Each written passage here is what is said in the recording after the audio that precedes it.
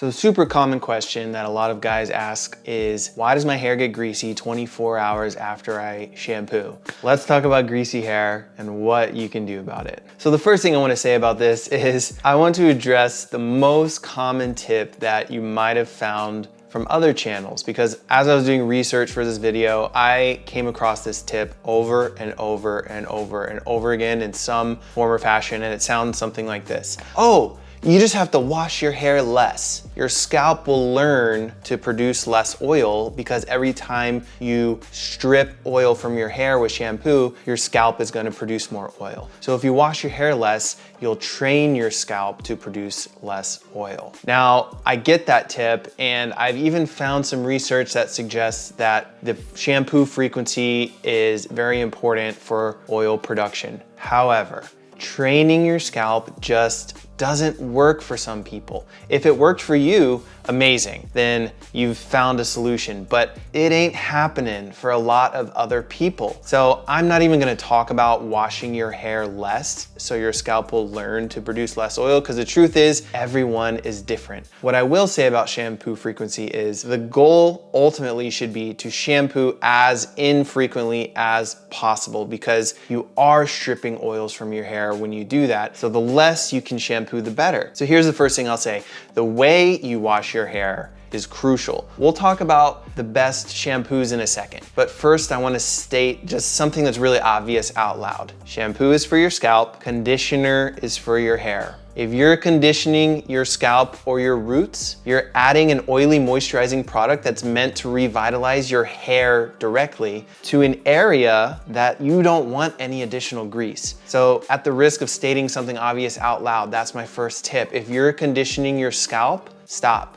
Let's say that your hair is still short, right? And you don't have enough hair to avoid your scalp. Maybe it's still growing and you want to use conditioner. Well, in that case, I would just say, use less conditioner. You have less hair, use less conditioner. Obvious statement, out of the way, don't add conditioner to your roots or to your scalp. This next tip might be obvious to some people, or it might not be, but you have to use the right shampoo for your hair type. If you have a naturally greasy scalp and the shampoo bottle you buy says moisturizing shampoo on the front of the bottle, stop it. Throw that shampoo in the trash. That's for dry hair. That's for dry scalp. You want clarifying shampoo. You want the bottle to say clarifying, formulated for oily hair, right? Clarifying shampoo is formulated with a stronger detergent. It will help exfoliate all of that grease buildup on your scalp.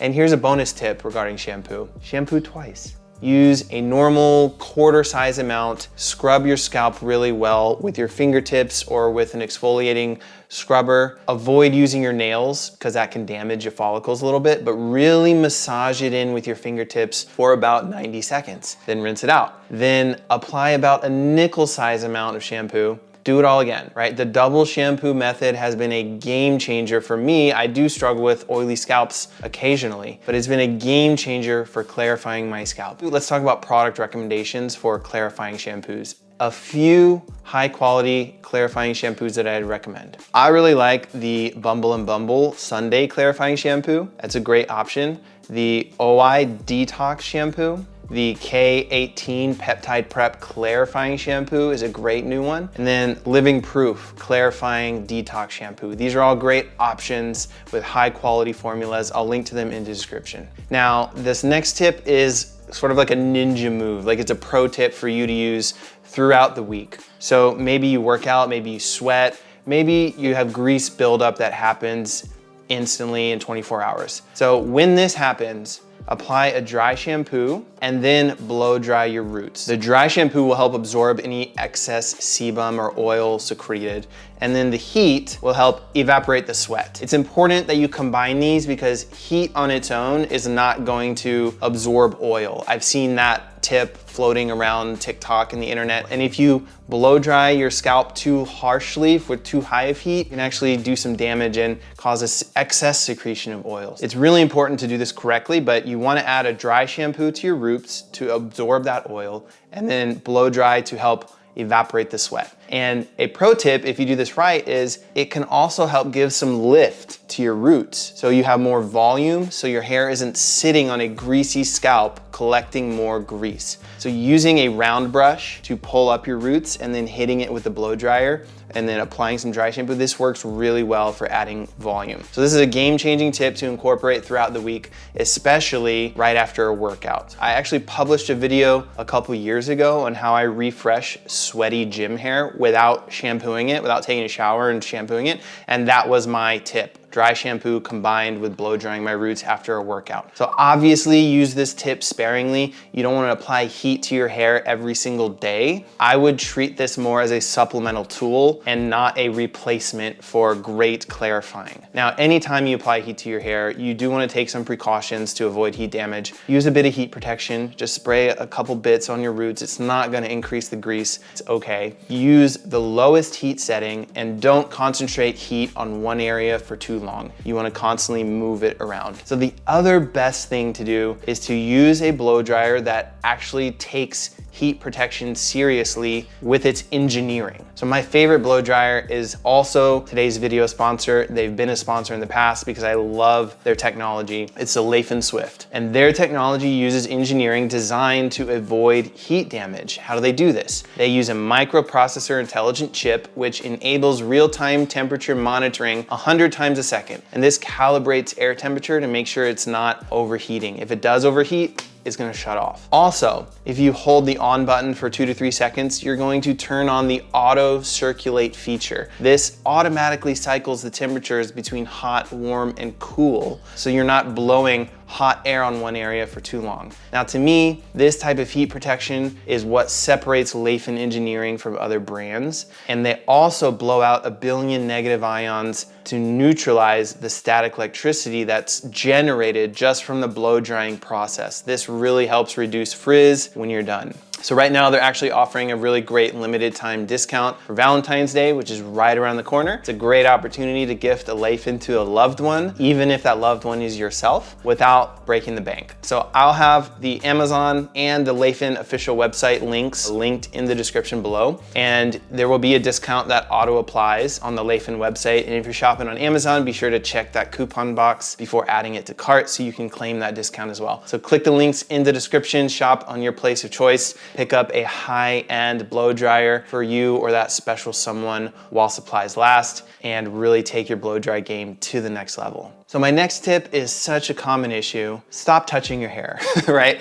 I get the temptation, especially as you're growing your hair out. You wanna run your fingers through it. You wanna pull it out of your face. You wanna bask in your amazing mane that you're growing, maybe for the first or second time even. So do your best to resist that temptation. And it may not seem like it, but your fingers contain a lot of natural oils that you're adding onto an already greasy scalp every time you touch it. So this is just a quick win. You can check this off. There's not much more to say about this. Touch your hair less. Next tip, and this is largely dependent on your diet, greasy foods, greasy skin. Another obvious thing said out loud, but your body secretes what you eat. A diet high in processed fatty foods leads to an increased oil production in your skin, in your scalp, and there is a study out of the Journal of Dermatological Science that found that high glycemic index foods, which are largely processed carbs, can exacerbate oily skin and scalp conditions. So they found that alternatively, foods rich in antioxidants and omega-3 fatty acids can help balance the skin's oil production. So your diet plays a really big part in sebum production. Now, I'm not gonna harp too much more on diet. I've covered the best foods you can eat for healthy hair, the best nutrients in several other videos on my channel. I go into a lot more detail, but this tip was definitely worth mentioning because it can contribute to a greasy scalp. One more quick tip, wash your pillowcase every week. Dirty linens hold on to sebum and oils throughout the week. When you sleep on dirty linens, your hair is basically sleeping in grease. And you should also swap out your cotton pillowcase if you haven't for a silk or satin one. Cotton just absorbs oil, holds onto it much more than silk. Cotton also adds some friction and frizz to your hair overnight. So a silk pillowcase can really help not only absorb less oil, but reduce friction and reduce frizz when you wake up. So stop sleeping on dirty linens and hit that wash every week. And the last tip I have for you is avoid overusing product. I saved this one for last because this is such a big one that I see a lot of guys doing. Avoid applying hair oils, avoid applying leave-in conditioners to your roots, and stop overusing. These things really can build up. It basically takes a clarifying reset to get all of that off. So one of the most common mistakes is guys obsessed with using hair oils, whether it's argan oil or coconut oil or just a leave-in product. And these products are very similar to conditioners that you use. They're formulated with silicones, they're formulated with cationic surfactants, which are great for your hair. They stick to your hair and they help smooth out your cuticles and they help reduce friction between hair strands. And this is really good for reducing frizz on your hair. Right? You don't want to add these products to your scalp. Once you shampoo and clarify your scalp, leave it alone.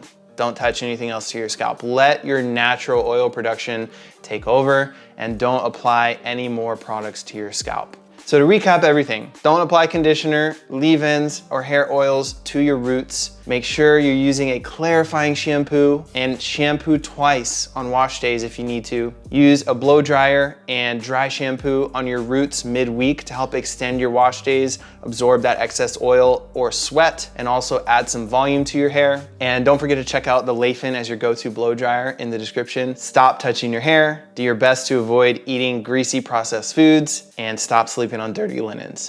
All right, hopefully these tips will help you with a greasy scalp, and I will see you guys in the next video.